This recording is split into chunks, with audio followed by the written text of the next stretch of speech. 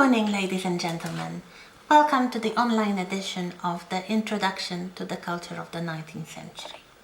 I hope you were present at the live introductory meeting, so you know a little bit about the technicalities and how this semester is going to run, and that you will be getting regularly the recordings like this, on top of other things, on top of the recommendations for reading and watching, and some activities on Moodle. I hope you are all registered to this course on Moodle, so you'll have access to the forum, you'll have access to the quizzes and other materials.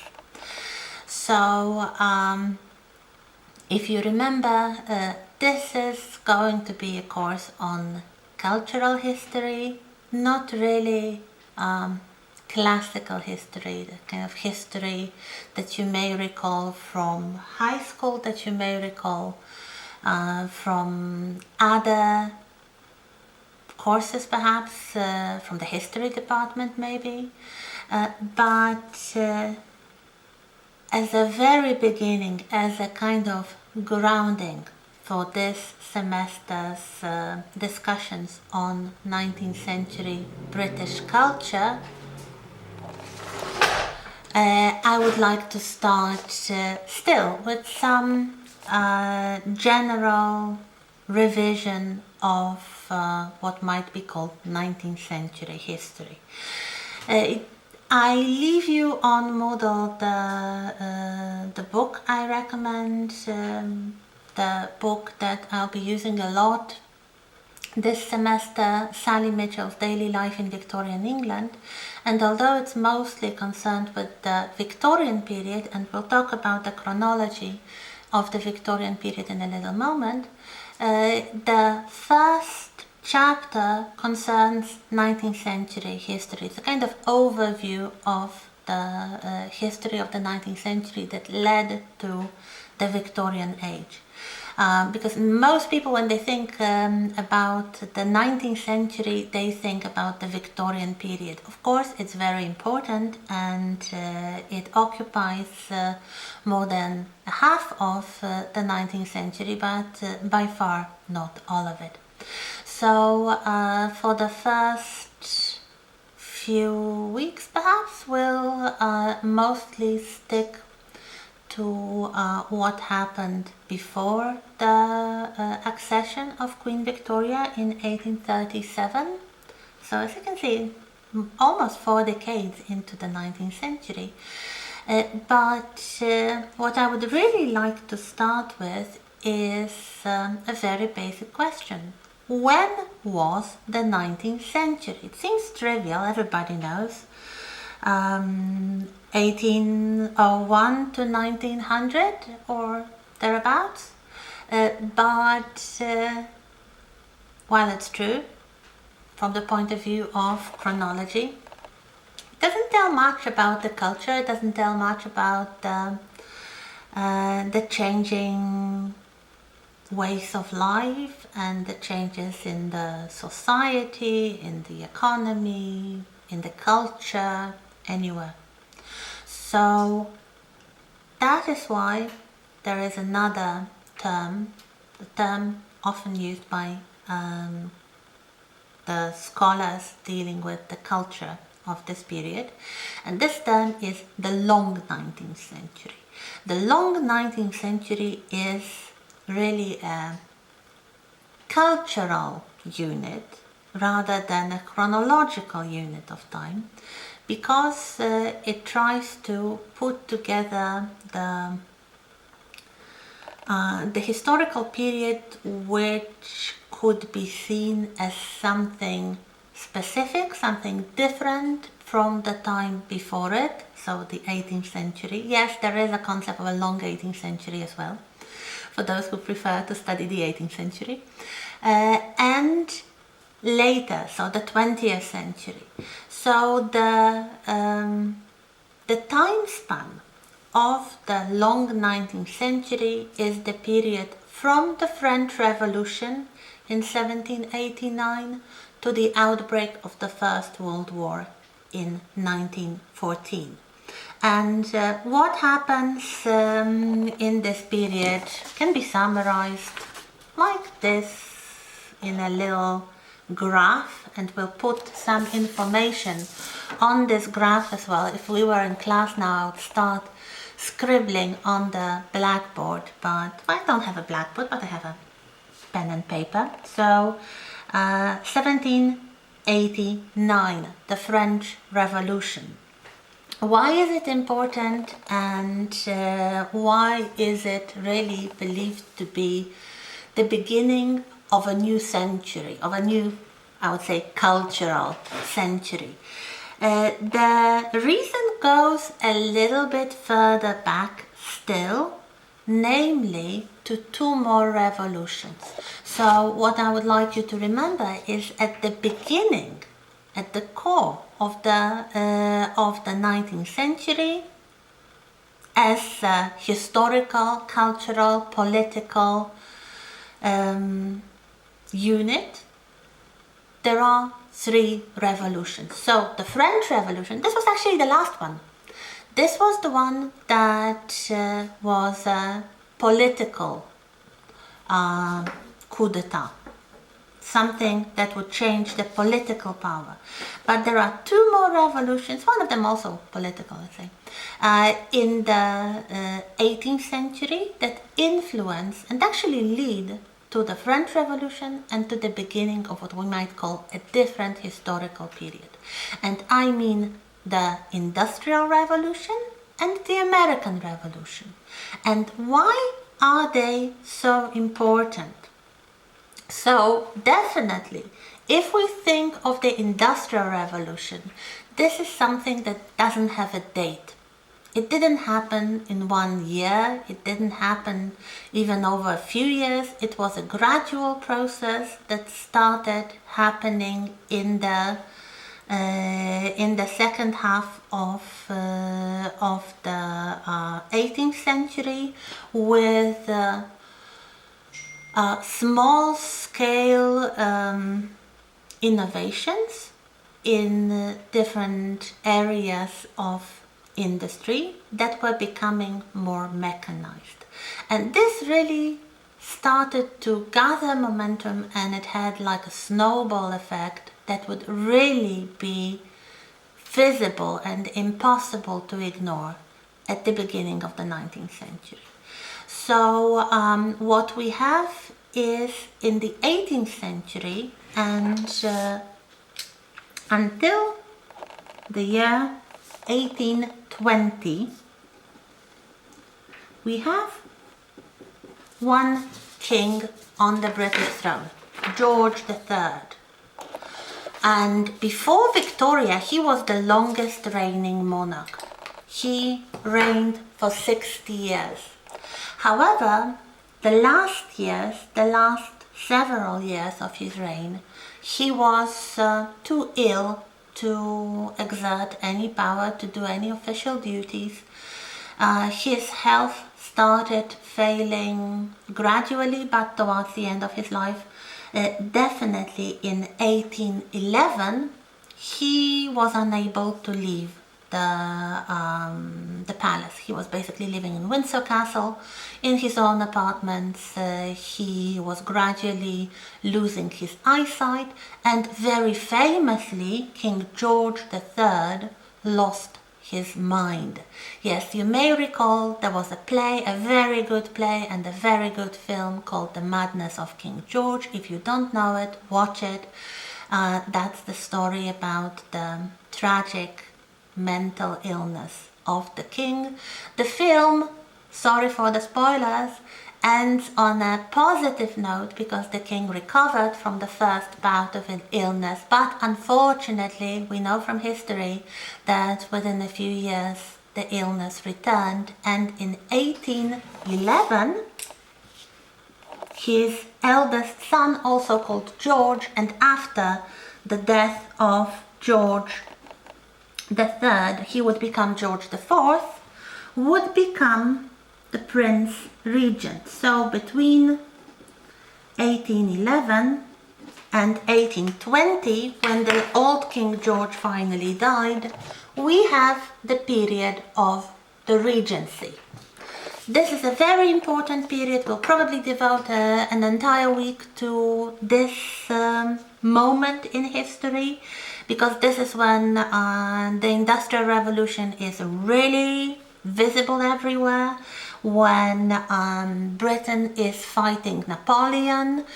We have the Battle of Waterloo in 1815, so we have the great military victory, probably one of the greatest military victories in British history. Definitely for the people living there, this was a massive thing. This was the first battle in which every British soldier got a medal just for taking part. And we'll talk about the monarchy, we'll talk about the kings and some more information. Today I'm just giving you the general overview, so perhaps the chronology of the monarchs and not much more. But it is important to remember that towards the end of his life, King George III had to be removed from the office. Well, he never abdicated for medical reasons, but the official functions were taken over by the Prince of Wales, who got from the Parliament an additional title of the Prince Regent. So that's why we have this period called the Regency. So during the reign of King George III, and if he ruled for 60 years, he came to the throne in 1760, there was a massive rise in the British population. The British population over those 60 years almost doubled, from 7.5 million to 14 million. Why did it happen? It happened because of the developments in agriculture, in medicine, and especially in childcare. They didn't have modern medicine. They were very far from it. They didn't have the knowledge of what caused diseases and how diseases could be effectively fought. But for once, the quality of childcare was improving, and more children who were born survived and had their own children. So that's the reason why this population growth happened. So as I said, in the Industrial Revolution, it was a transformation from an old style agricultural society with the aristocracy and the landed gentry being the most important classes in the society. If you haven't heard of the landed gentry, don't worry, we'll have a class on the social classes. So it means the upper class. The upper class, the people, the families who had land and rented land, were the leading force in the society. But gradually, the transformation from the agricultural society towards the industrial-based economy started. And in the second half of the 18th century, it was really in full swing. So, and the population was growing, so more food was needed, and it kind of snowballed, if you think about that. So, first of all, if you need more food, you may start with more rational modes of agriculture. This is the 18th century, this is the age of reason. You have philosophers and scientists trying to do everything rationally, so they started experimenting with the fertilization of the soil and experimental breeding of animals. They started experimenting with new economical arrangements in the agriculture, such as the notorious enclosures, that is the liquidation of small family-owned farms and transformation of the land into larger, more effective farms that of course belonged to the rich. So those people who were poorer were left with no other choice but to look for work elsewhere. And elsewhere was the industry.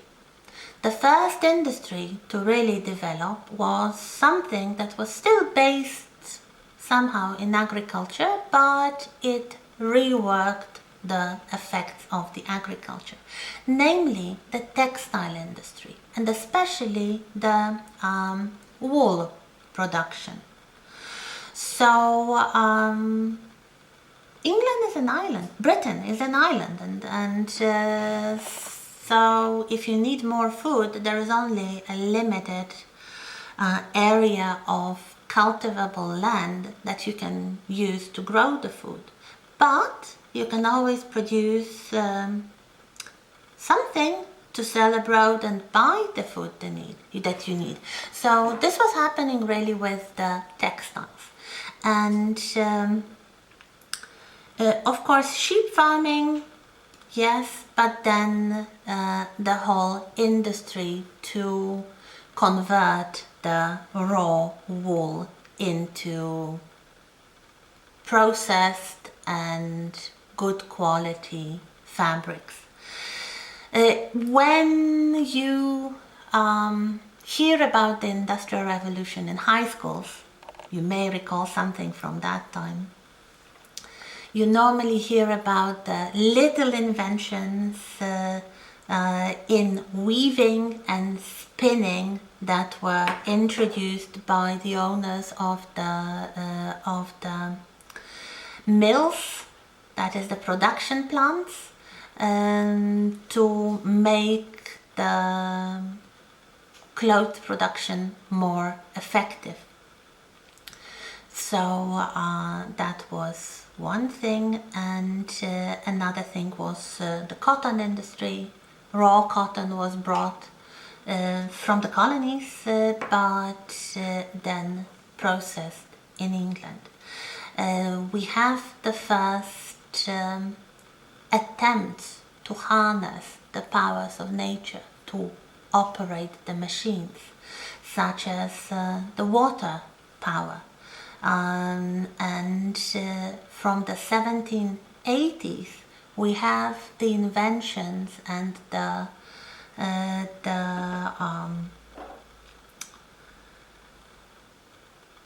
innovations leading to the introduction of the steam engine. This is something that will really dominate the 19th century, the steam engine, the steam power. So gradually, small privately owned textile mills grow and become factories. And there is more and more textile produced, so you can sell it abroad. And what you need is, of course, the transportation system. And for the transportation system, you need the metal industry and the coal industry. And it all starts growing in Britain quite chaotically. This is not an organized process. This is something that is really happening in a very chaotic way by private entrepreneurs, and it provides some basic living conditions and livelihood for all those displaced rural poor people who start migrating to cities in search for work. But of course what they find is not good quality housing and well-paid jobs, but something a step away from death from starvation. So these are hard times. These are really the times of transformation, but by no means it is immediately felt as a major improvement by everybody. Still, we have new industrial areas, the areas with coal mining and the mining for metal ore, iron ore and copper and other things. sometimes in the areas that had some tradition of industry, like southern Wales, sometimes in new areas like southern Scotland or around Manchester and Birmingham in central England. This central England, if you go there, and I hope you will soon enough, you can find some relics of the Industrial Revolution, old factories converted into exhibition space and museums, and old bridges and even entire towns that survive, mostly in central England. In the so-called Black Country, the name is not coincidental, it was all black from the coal fires and the soot from the coal fires. So we may return to that when we talk about the work and working class in the 19th century, but that's something to remember right now, the Industrial Revolution. So it's not only the factories, it's also the transportation system. If you ever visit central England, you will see the whole system of canals. They were dug by the people, by hand, using just a spade and very simple tools. And they operated barges. You can still rent a barge like that for a holiday home. And they transported all the goods to the ports where they were put on ships and sent abroad. We have new roads, reinforced roads, so that they wouldn't get muddy in the colder season. And from the 1820s, we have the first railroads. So they didn't just spring out of nowhere. And of course, if we think of the Victorian period and if we think generally of the 19th century, this is the century of the railroads. They become ubiquitous, they become the most effective, economical and dependable system of public transportation in Britain. So we'll definitely talk about the railways, but they start really as perhaps a later step in the chain of inventions and innovations that together are called the Industrial Revolution. It was chaotic, it was spontaneous, it paid no attention to human rights, to safety at work or such things. The massive immigration to industrial towns resulted in the development of slums that were absolutely horrible. There was also growing immigration to Australia, America, Canada and other colonies, and definitely the colonial expansion is something that becomes one of the defining characteristics of the 19th century, and especially towards the end of the Victorian period we can talk about the age of the empire, and we'll definitely return to that. So we have a new social class, something that in the 18th century would be called the middling sort, that is the people who didn't have the land, so they didn't live on rent collected from the tenants, but they were getting richer because of the industry. And this is really what starts to be called the middle class. And the middle class becomes one of the most important aspects of the political and social life in the 19th century. We'll have at least one entire class, or perhaps more, devoted to the middle class. And whenever we talk about the Victorian period, we will inevitably talk about the middle class, because in the 19th century, as opposed to the 18th, the middle class becomes the dominant social force. We'll return to that. I don't want to get into great details because I will not finish what I planned for today. So in the second half of the 18th century, this growing and increasingly wealthy middle class starts to demand some political representation.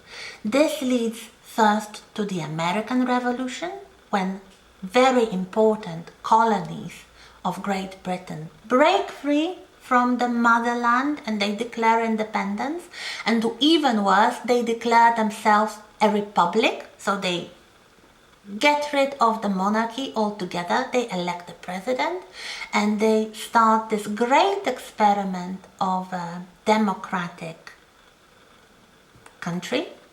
And in 1789 in France, but with the repercussions everywhere in Europe, the French middle class demands political representation, and the revolution starts. The revolution that will, of course, result in the war between Britain and France, but it will also result in the British middle class demanding political rights and political representation of their own. And the British government will be perhaps a bit more rational than the French king, and there will be no bloody revolution like the one in France, in Britain, because of the reforms that could be done peacefully. We continue in a moment.